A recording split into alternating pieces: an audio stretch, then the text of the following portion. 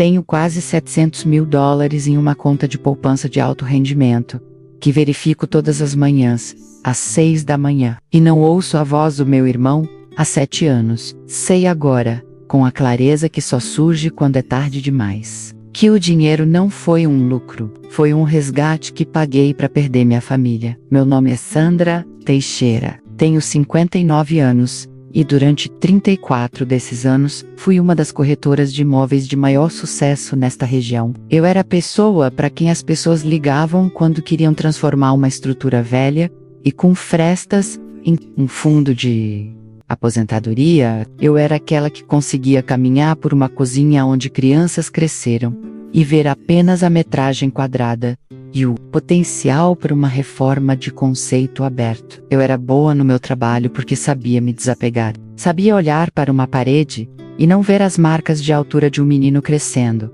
mas sim o custo da demolição. Eu achava que isso era uma força, achava que minha capacidade de ser prática era um presente que eu estava dando à minha família. Casa ficava em uma encosta suave, em um bairro que costumava ser considerado periferia. Meu pai, Antônio, a construiu com as próprias mãos no final dos anos 60.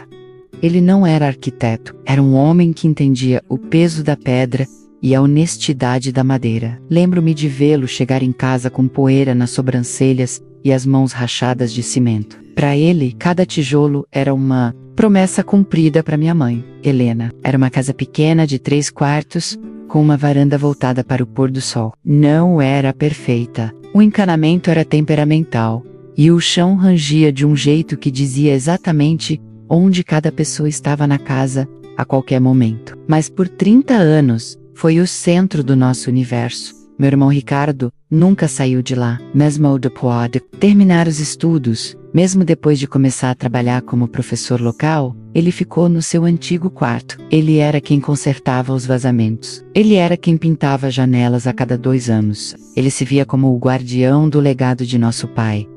Eu, por outro lado, vi aquilo como um passivo. Quando fiz 50 anos, a cidade tinha crescido ao redor da casa. A estrada de terra silenciosa, fora asfaltada, e condomínios de luxo estavam surgindo a 3 quarteirões de distância. Cada vez que eu visitava para o almoço de domingo, não estava olhando para o jardim onde minha filha Beatriz costumava brincar. Eu estava olhando para as leis de zoneamento. Eu estava calculando o valor do terreno se a casa fosse derrubada. Lembro-me de sentar à mesa, vendo minha mãe servir seu assado especial, e tudo o que eu conseguia pensar era no melhor e mais alto uso da propriedade. Eu dizia a mim mesma que estava sendo a responsável. Meu pai estava envelhecendo, sua respiração ficando mais curta, suas caminhadas ao jardim mais raras. Minha mãe estava cansada. Ricardo era um sonhador que ganhava um salário de professor e nunca teria o suficiente para manter verdadeiramente uma casa daquela idade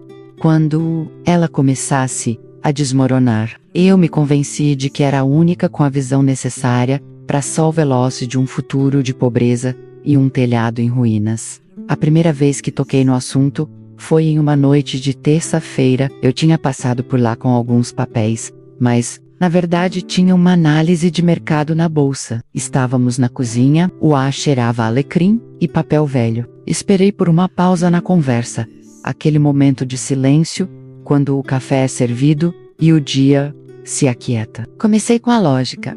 Falei sobre o aumento dos impostos, sobre a propriedade, falei sobre o custo de um telhado novo. Usei a voz profissional, aquela que fazia os clientes sentirem que eu era uma cirurgiã realizando uma operação necessária. Disse ao meu pai que seu ativo tinha atingido o pico. Disse a ele que se vendêssemos agora, ele e mamãe poderiam morar em um apartamento de luxo com porteiro e elevador. Chega do Skodas. Chega de vazamentos. Eles teriam mais dinheiro do que poderiam gastar.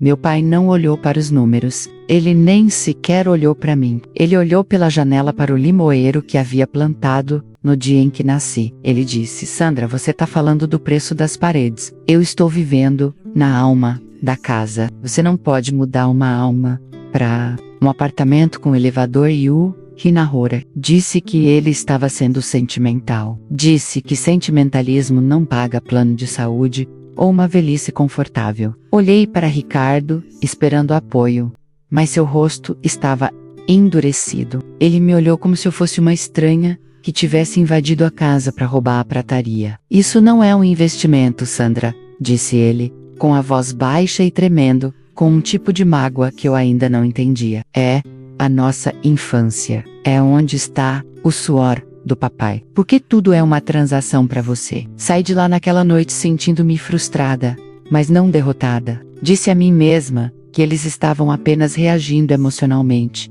como as pessoas fazem quando não entendem o mercado. Acreditei que, assim que vissem os cheques reais, assim que sentissem a segurança de um saldo bancário massivo, eles me agradecem. Eu não percebi que já estava começando a desmantelar os fios invisíveis que nos mantinham unidos. Eu estava usando minha expertise como arma e estava apontando-a para as mesmas pessoas que eu afirmava estar protegendo. Comecei a visitar com mais frequência, mas não estava lá pela família. Estava lá para observar a deterioração. Cada vez que uma torneira gotejava ou um azulejo rachava, eu apontava. Vê, eu dizia, a casa está morrendo. Preciso sair antes que ela nos leve junto. Eu não via que a casa não era a coisa que estava morrendo, era a nossa confiança. Durante o ano seguinte, nossos almoços de domingo pareciam depoimentos judiciais. Eu não percebia na época, mas tinha transformado nossa mesa de jantar em uma sala de reuniões. Eu chegava com folhetos de comunidades, de vida ativa para idosos, lugares com corredores estéreis, piscinas aquecidas e botões de pânico em todos os banheiros. Eu os apresentava como presentes, como melhorias para a vida deles. Lembro-me de minha mãe, Helena, passando o polegar sobre as fotos brilhantes de uma bancada de granito, em uma unidade decorada. Ela não parecia impressionada, parecia aterrorizada. Parecia uma mulher a quem estavam mostrando as dimensões de sua própria gaiola dourada. Mas eu era implacável. Tinha me convencido de que a recusa deles era apenas teimosia de velho, uma ineficiência de mercado que eu precisava resolver. O mercado estava aquecendo, uma incorporadora havia comprado o lote de esquina 2 ruas acima, e eu sabia que, assim que começassem as obras do novo complexo de luxo, o valor da nossa propriedade dispararia menos, mas apenas se agíssemos rápido. Esse era o relógio que eu sentia tic-taquear no meu peito todos os dias. Comecei a tratar meu próprio pai como um cliente difícil. Parei de perguntar sobre seu jardim ou suas lembranças do antigo bairro. Em vez disso, trazia à tona o aumento do custo do seguro. Residential mencionava como a cerca do vizinho estava inclinada, insinuando que toda a área estava entrando em decadência. Eu estava plantando sementes de insegurança no único lugar onde eles sempre se sentiram seguros. Ricardo percebia tudo. Certa tarde, enquanto nossos pais dormiam a sesta, ele me pegou tirando fotos de uma rachadura no alicerce, atrás dos arbustos, do hortênsias. Ele não gritou. Essa foi a pior parte. Ele apenas ficou ali, com uma pequena pá de jardim na mão, olhando para mim, com uma decepção profunda e silenciosa. Você está montando um caso, não está? Perguntou ele. Suave, estava sem vida, desprovida do calor fraternal que costumávamos compartilhar. Você não está aqui para visitar papai e mamãe. Você está aqui para avaliar as ruínas. Tentei argumentar que a rachadura era um risco estrutural, que a casa estava se tornando um poço de dinheiro. Ele apenas balançou a cabeça. Você é um poço. Para eles, é o único lugar onde ainda se lembram de quem são. O papai não sabe onde estão as chaves metade do tempo, Sandra, mas ele sabe exatamente qual tábua do assoalho range perto da cozinha. Esse é o mapa dele. Você quer tirar o mapa dele e dar um talão de cheques. Ele não sabe navegar com um talão de cheques. Eu o ignorei, porque eu era a bem-sucedida. Eu era quem dirigia o carro alemão e usava roupas de grife. Achei que meu sucesso financeiro me dava autoridade moral para decidir o que era melhor para todos. Então, o relógio bateu mais forte. Meu pai teve um pequeno derrame. Não foi fatal, mas mudou a textura de sua existência. Ele ficou mais lento, mais frágil. De repente, minha lógica pareceu mais urgente. Usei a saúde dele como o trunfo supremo. Disse a minha mãe que se ele caísse naquelas escadas de madeira íngremes, A culpa seria minha por não tê-los. Mudaram antes. Fiz com que ela sentisse que seu amor pela casa era uma ameaça à vida do meu pai. Vi a culpa corolar. E eu sei. Usei a própria empatia com que ela me criou para manipulá-la. Eu o silêncio. Beatriz, minha filha, tinha 16 anos na época. Ela começou a ficar no quarto quando íamos visitá-los. Uma vez, a encontrei sentada na varanda dos fundos, olhando para o velho carvalho onde meu pai tinha pendurado um balanço para ela. Quando ela tinha 6 anos, ela me perguntou: Mãe, se vendermos isso, para onde vamos no Natal? Onde vamos colocar as marcas de altura dos meus filhos? Um dia, eu disse a ela que faríamos novas memórias em um lugar melhor. Disse que tradição é um estado de espírito, não um código postal. Ela me olhou com uma expressão velha demais para uma adolescente. Não, disse ela, tradição é o cheiro desta varanda. Você não pode colocar um cheiro em uma caixa. Mãe, eu não dei importância. Achei que ela estava apenas sendo uma criança dramática. Não percebi que estava ensinando a ela que tudo em nossas vidas tinha uma etiqueta de preço, inclusive seu próprio sentimento de pertencimento. Quanto mais eu pressionava, mais a casa parecia uma fortaleza sob cerco, e eu era quem liderava o ataque. Meu pai morreu em uma terça-feira, exatamente 3 meses depois de eu ter levado o incorporador à casa, apenas para dar uma olhada no jardim. Lembro-me daquele dia vividamente, menos a maneira como o incorporador, um homem de terno impecável que cheirava colônia, cara, percorria o perímetro do lote com um medidor a laser. Meu pai assistia da varanda, as mãos tremendo levemente. Não pela idade, mas por uma raiva silenciosa e latente. Ele não disse uma palavra ao homem, apenas olhou para mim e em seus olhos vi o olhar de um homem que percebeu que estava sendo avaliado enquanto ainda respirava. Disse a mim mesma que era para o próprio bem dele. Disse a mim mesma que a oferta de 6 dígitos na minha mesa era o passaporte para um futuro sem dor. Mas quando o derrame finalmente o levou, não foi em um hospital. Foi em sua poltrona, na sala de estar, de frente para a lareira que ele havia construído pedra por pedra. Ele morreu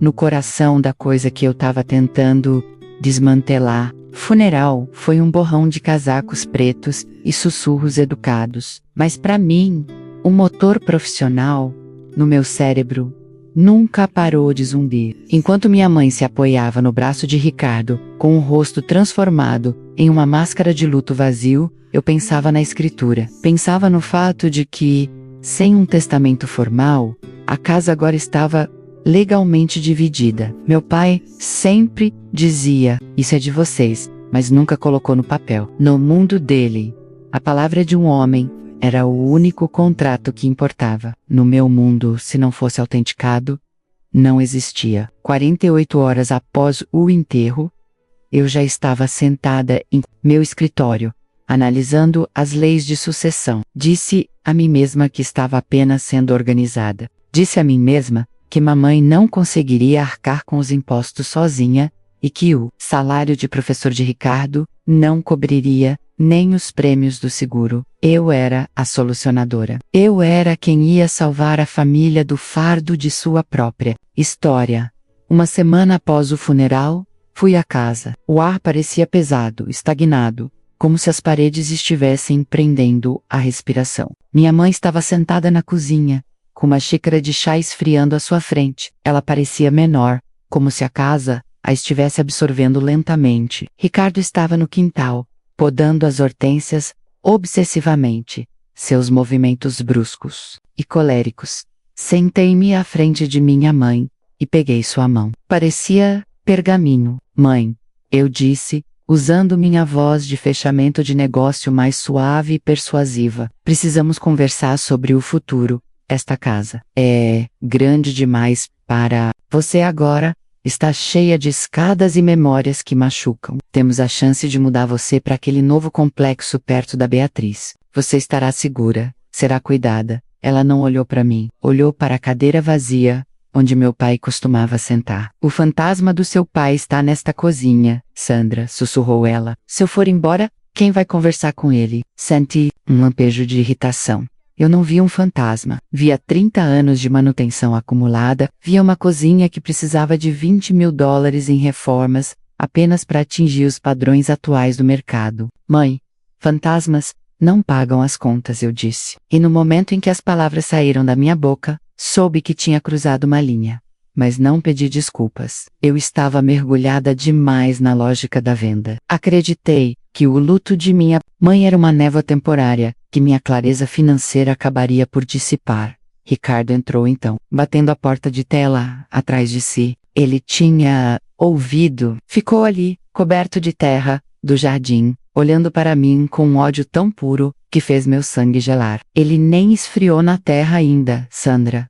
Cuspiu ele. Você já está com a placa de vende-se no porta-malas do carro, não tá? Você não veio aqui para consolar a mamãe. Você veio aqui para executar um fechamento. Mantive minha posição, disse a ele que ele estava sendo irresponsável. Disse que o mercado estava no auge e que estávamos sentados sobre uma fortuna que poderia garantir a vida da mamãe e o fundo da faculdade da Beatriz. Usei a palavra fortuna como se fosse um feitiço mágico que faria a dor sumir. Não percebi que para Ricardo, a fortuna era a terra sob suas unhas e o ranger do corredor. Estávamos falando duas línguas diferentes. E eu era quem havia esquecido como traduzir amor em qualquer outra coisa que não fosse um cifrão.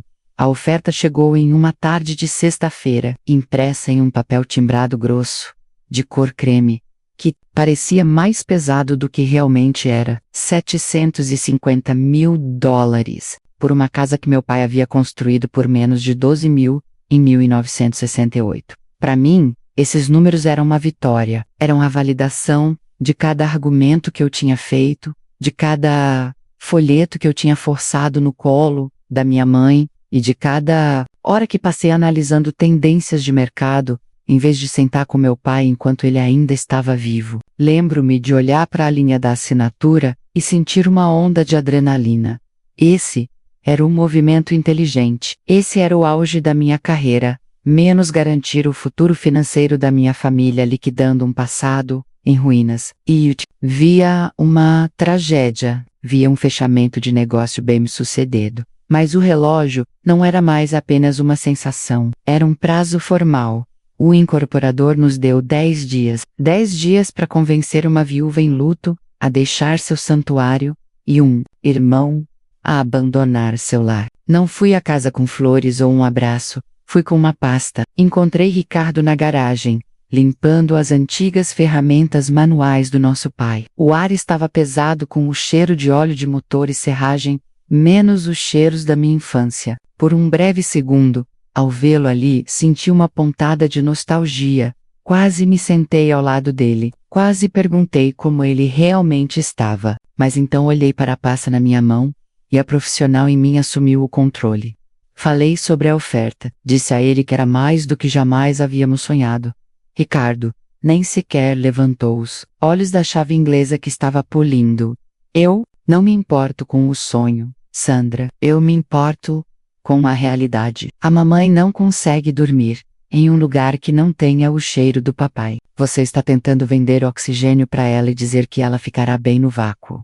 Senti minha mandíbula contrair. Usei minha voz de negociação. Expliquei que, como não havia testamento, a propriedade estava legalmente dividida entre nós e a mamãe. Expliquei que se ele se recusasse a vender, eu poderia, tecnicamente, entrar com uma ação de extinção de condomínio, uma medida legal, para forçar a venda do imóvel. Disse isso como uma hipótese, um pior cenário destinado a mostrar a ele que eu conhecia a lei. Mas no momento em que a palavra legal entrou na garagem, o vínculo de irmãos que nos restava estelracusei, como vidro no concreto. Ele finalmente olhou para mim.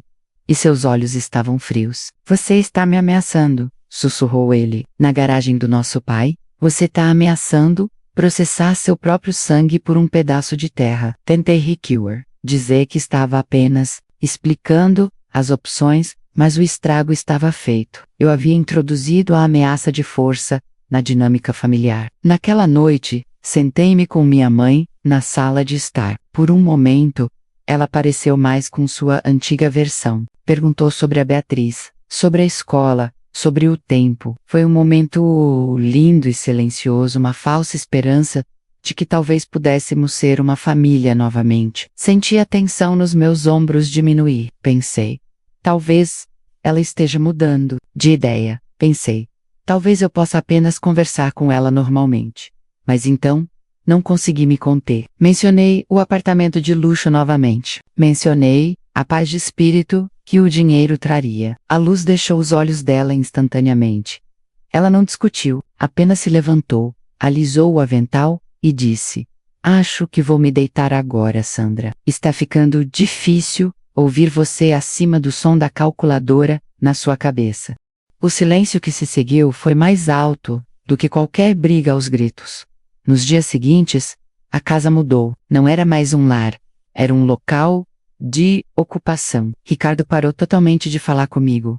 Ele saía do cômodo quando eu entrava. Mãe tornou-se uma sombra movendo-se pela casa, com um olhar vidrado, tocando as paredes como se estivesse se despedindo de cada centímetro de reboco. Eu via o preço que isso estava cobrando, mas interpretava a dor deles como resistência à mudança. Dizia a mim mesma que assim que a mudança acabasse, assim que estivessem instalados em um espaço limpo e moderno, o ressentimento desapareceria. Eu era uma profissional, afinal, sabia como funcionava o arrependimento do comprador, e presumi que o luto do vendedor seguia os mesmos padrões previsíveis. Não percebi que não estava apenas vendendo uma casa, estava presidindo a morte, lenta e agonizante do espírito da minha mãe. Estava tão focada na data do fechamento, que não percebi que era eu quem estava fechando a porta da minha própria vida, no 9º dia do prazo. Dirigi até a casa com o contrato final de venda e um tabelião. Não liguei antes. Eu sabia que, se desse tempo para o Ricardo ou para minha mãe se prepararem, eles encontrariam outra maneira de dizer não. Entrei pela porta da frente como uma estranha. A casa parecia diferente. Já estava começando a se desapegar de nós. As partículas de poeira dançando ao sol da tarde pareciam estar pousando em coisas que não eram mais nossas. Encontrei-os na sala de estar. Minha mãe estava sentada em sua poltrona favorita, com as mãos cruzadas ordenadamente no colo, olhando para a lareira. Ricardo estava de pé junto à janela, de costas para mim. Ele não se virou quando entrei. Ele sabia por que eu estava lá. Coloquei os papéis sobre a mesa de centro, menos a mesma mesa onde costumávamos montar legos e colorir em tardes de chuva. A ironia não me escapou, mas eu a suprimi. Apontei para as linhas de assinatura. Falei sobre a transferência bancária, o processo de custódia e a empresa de mudança que eu já havia reservado para o fim de semana seguinte. Fui eficiente. Fui profissional, fui monstro. Minha mãe olhou para os papéis como se estivessem escritos em uma língua que ela não entendia. "É mesmo a hora, Sandra?" perguntou ela. Sua voz era tão fina que mal atravessava o cômodo. Eu disse que sim. Disse que era a única maneira de garantir que ela nunca mais tivesse que se preocupar com dinheiro. Prometi a ela uma vida sem preocupações, sem perceber que a única preocupação dela era perder a vida que já havia construído. Ricardo se virou então. Ele não parecia mais zangado. Ele apenas parecia exausto. "Você conseguiu, Sandra", disse ele. Volkovens usou a lei para quebrar uma família que sobreviveu a tudo o mais. Espero que esse cheque pareça quente à noite, porque esta casa não estará mais aqui para te acolher. Ele não esperou que eu respondesse. Caminhou até nossa mãe, beijou sua testa e sussurrou algo que eu não pude ouvir. Então ele olhou para mim menos um último e longo olhar, que me fez sentir menor do que eu jamais me sentira na vida. Menos, e saiu pela porta da frente. Não levou mala, não levou caixa, apenas pegou as chaves e partiu. Ouvi o carro dele se afastar, e soube, de uma forma que me gelou os ossos, que ele não estava apenas deixando a casa, ele estava me deixando.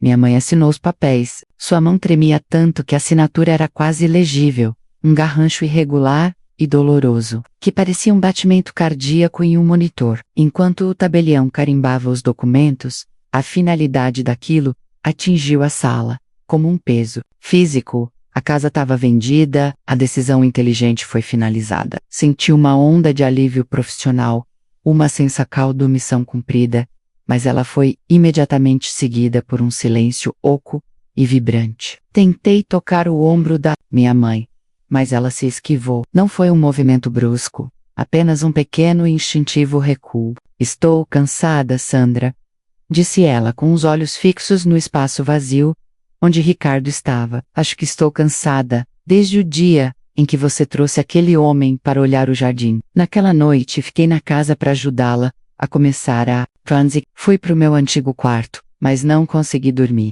A casa estava gritando. Cada ranger das tábuas do assoalho parecia um protesto. Fiquei pensando nos 750 mil dólares. Fiquei pensando nas taxas de juros e no apartamento de luxo. Tentei calcular o retorno sobre o investimento para acalmar minha mente, mas a matemática não funcionava. Como se divide 700 mil dólares pela perda de um irmão? Como se contabiliza a depreciação da alma de uma mãe? Percebi então que passei 30 anos aprendendo a valorizar propriedades, mas não passei um único dia aprendendo a valorizar pessoas. Eu tinha o dinheiro, mas enquanto jazia no escuro do meu quarto de infância senti-me como a pessoa mais pobre da terra. O relógio tinha parado, mas o silêncio que ele deixou para trás era ensurdecedor.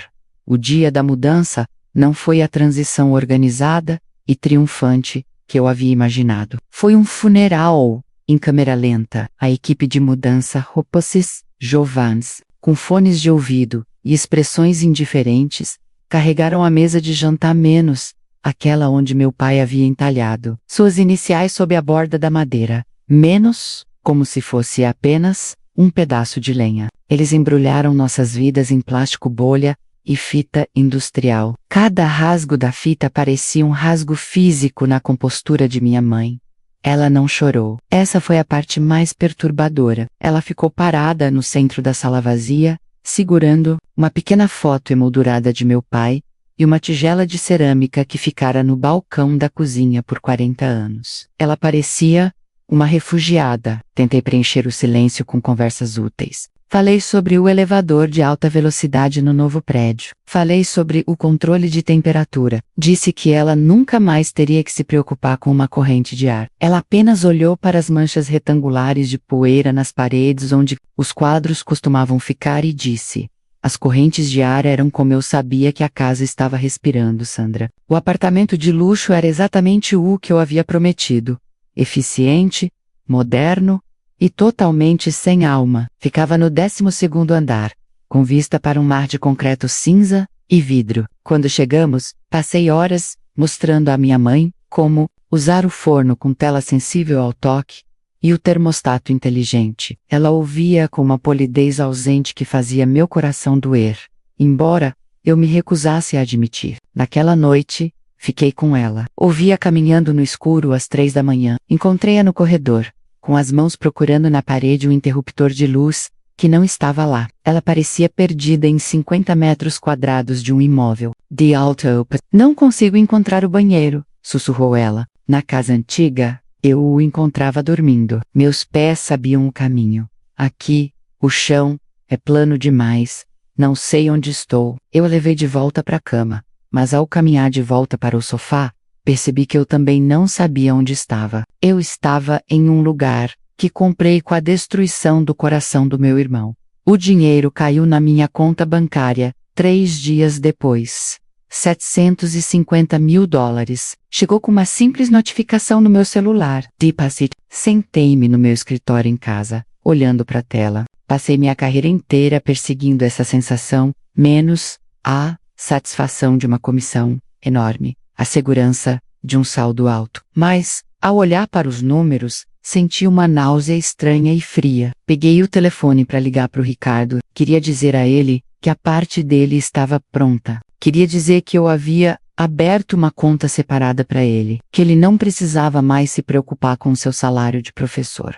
Queria que ele dissesse obrigado. Queria que ele me desse a absolvição que eu não havia merecido. Oh, telefone. Tocou 4 vezes antes de cair na caixa postal. A voz dele parecia diferente, seca, profissional, distante. Você ligou pro Ricardo.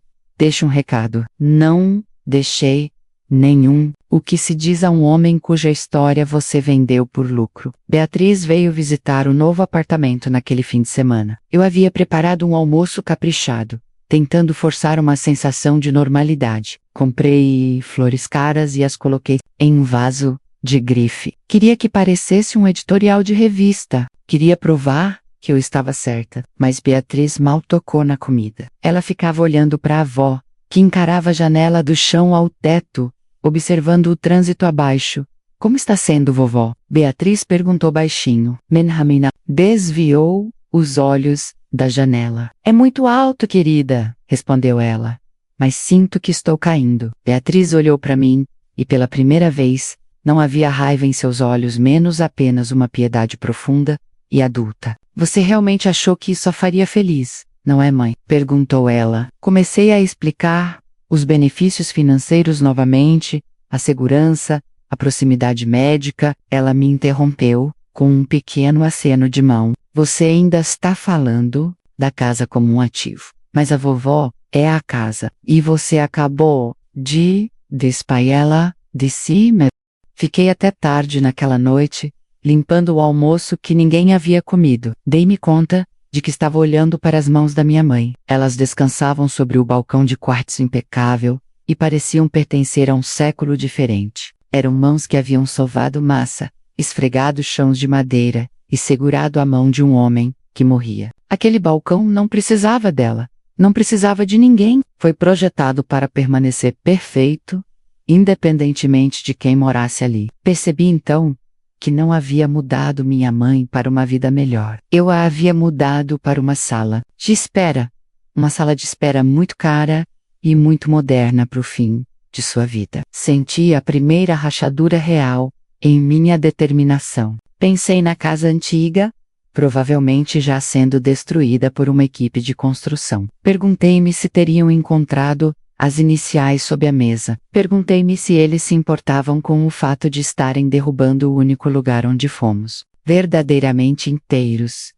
3 meses após sua chegada ao apartamento de luxo, minha mãe parou de me chamar de Sandra. Ela começou a me chamar de a corretora. No começo achei que fosse uma piada, um pouco de humor ácido de uma mulher que passou 50 anos sendo o coração de um lar. Mas, quando a visitei, em uma tarde de terça-feira, menos eu sempre escolhia. Às terças, porque o escritório estava calmo, ela me olhou com uma distância assustadoramente polida. A corretora chegou, disse ela para o quarto vazio enquanto eu entrava. Eu havia trazido as melhores frutas orgânicas e uma nova manta de cachemir. Itens que custavam mais do que a pensão mensal do meu pai jamais custou. Ela não os tocou. Ficou sentada em sua cadeira ergonômica, olhando para o relógio digital na parede. Percebi então que eu havia substituído o senso de tempo dela. Na casa antiga, ela media o dia pela forma como a luz batia no carvalho ou pelo som do carro. Aqui, o tempo era apenas uma série de números vermelhos brilhantes em uma parede. O relógio tic-taqueando de sua vida não era mais um ritmo suave, era uma contagem regressiva no vácuo. O dinheiro estava em uma conta separada, que eu havia criado para o Ricardo, sua metade da herança, $375 mil.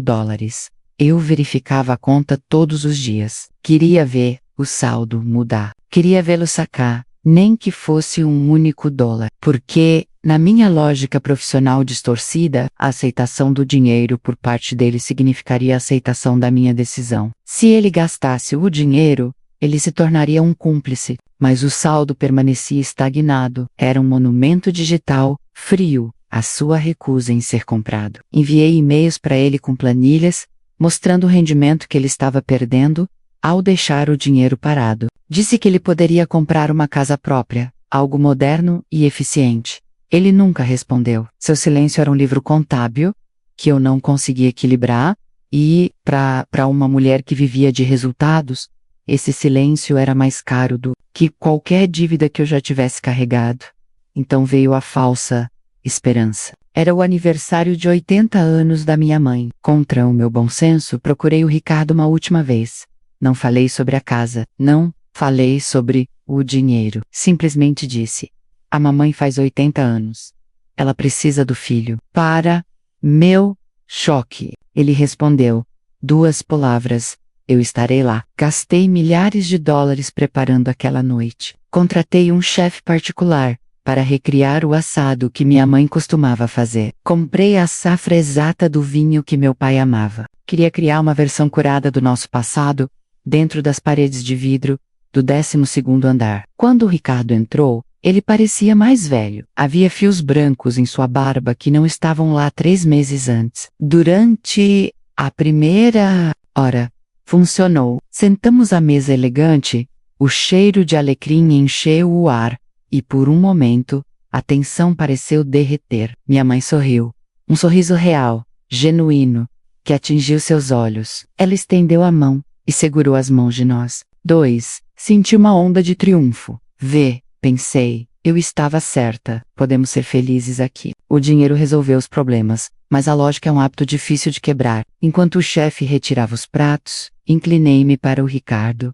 Sussurrei. A conta ainda está lá, Ricardo. Você poderia usá-la para viajar ou se aposentar. Cedo. Pense no que o papai gostaria para você. A mudança foi instantânea. Foi como se eu tivesse jogado um bloco de gelo em um banho quente. A mão de Ricardo se afastou da minha. Ele olhou para os acabamentos de luxo, a iluminação embutida, e o vinho caro, e os viu pelo que eram, os adornos de uma traição. Você ainda não entende, não é? Disse ele com a voz em um tom baixo e vibrante de luto. Você acha que esta refeição conserta o fato de que você derrubou o único lugar onde o papai ainda existia? Você acha que um aniversário de 80 anos em um showroom compensa a perda de um legado? Ele se levantou, não gritou, não fez cena, apenas olhou para nossa mãe, que havia ficado em silêncio novamente, a luz deixando seu rosto como uma maré vazante. Feliz aniversário, mãe, disse ele baixinho. Sinto muito por não ter conseguido salvá-la para você. Ele foi embora antes do bolo ser servido. Fiquei parada no meio daquela cozinha perfeita. E cara, cercada por 750 mil dólares em decisões inteligentes, e senti o peso do irreversível. A falsa esperança havia desaparecido, deixando para trás um silêncio mais agudo do que antes.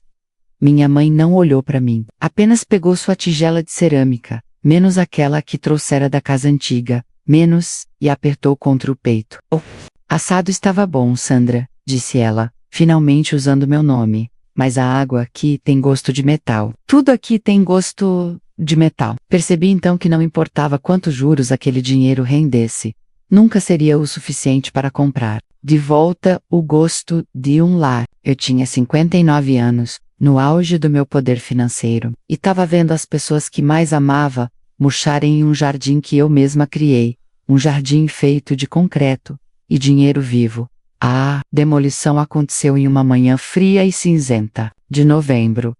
Eu não queria ir, cada instinto profissional me dizia para ficar longe, focar no próximo fechamento, olhar os novos anúncios nos subúrbios de luxo. Mas há uma parte do coração humano que insiste em testemunhar seus próprios crimes. Dirigi até o antigo bairro e estacionei a um quarteirão de distância. Não queria que os incorporadores me vissem. Não queria que pensassem que a corretora de elite estava ficando sentimental por causa de uma demolição. Fiquei no carro, com um motor ligado, observando as escavadeiras amarelas rasgarem o telhado que meu pai havia feito manualmente. Levou menos de 1 hora. 30 anos de vida, 60 anos de história, reduzidos a uma pilha de madeira lascada e gesso quebrado em 60 minutos. Quando a parede da varanda desabou, aquela onde ficava o limoeiro, senti uma dor física no peito, como se uma costela tivesse quebrado. Esperei a poeira baixar, mas ela não baixou. Apenas flutuou pelo bairro,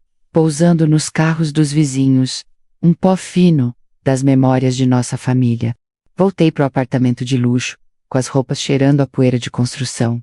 Encontrei minha mãe na cozinha. Ela não estava cozinhando. Estava apenas parada junto à pia, olhando para as mãos. Ela não me perguntou onde eu estive. Não precisava. Olhou para a poeira no meu casaco preto, e seus olhos se encheram de um luto súbito e cheio de clareza. Acabou, não é? Perguntou ela. Eu não podia mais mentir para ela. A lógica do valor da propriedade e do momento do mercado parecia cinza na minha boca. Eu balancei a cabeça. Ela não gritou.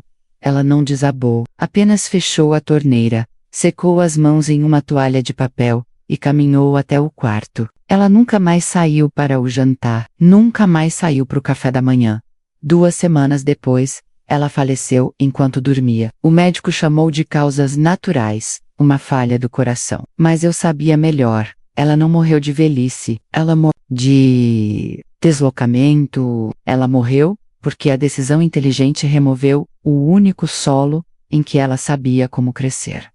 O funeral foi pequeno. Ricardo estava lá, mas ficou do lado oposto da sepultura. Não trocamos uma única palavra. Quando o serviço terminou, tentei me aproximar dele. Queria entregar o cartão do banco da conta que eu havia aberto. Queria dizer que sentia muito. Queria dizer que ele estava certo.